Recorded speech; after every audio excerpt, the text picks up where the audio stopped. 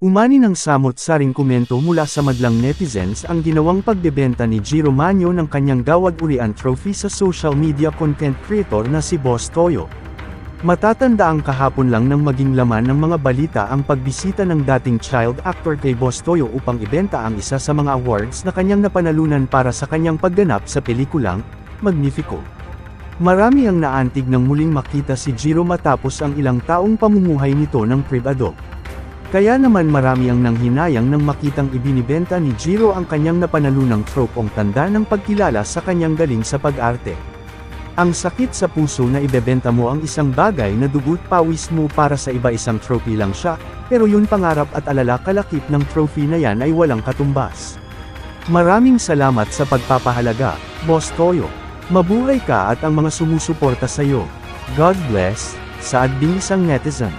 Comment ng isa, priceless yang award ni Jiro, hindi basta-basta nabibigyan ng ganyang award ang kahit na sinong artista.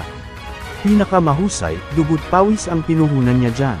Ang iba naman ay naliliitan sa natanggap na offer ng dating child star dahil isang malaking karangalan ang ma-recognize sa gawad-urian.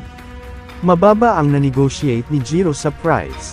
Kung ako ang tatanungin mo kung may ipambabato tayo na movie para ay laban ulit internationally. Magnifico ang unang naiisip, that's okay Jiro. Sana magka-break ka ulit sa movie industry. Baka mas maraming blessings ang dumating because of this episode, say ng isa. Dagdag pa ng isa, grabe naman 75k lang. Kay Jiro Manyo, may pag-asa ka pa.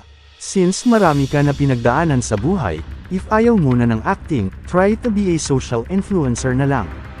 Content mo yung buhay mo as volunteer sa rehab. For sure marami ka mahahakot na subscriber. It that way kikita ka rin. Ang ilan naman ay nagsasabing sana ay may maging parte rin si Jiro sa kikitain ng vlog ni Boss Toyo lalo na't umani ito ng maraming views mula sa madla. Mr. Kasagpa here updated sa showbiz happening, subscribe muna yan for more news. Update.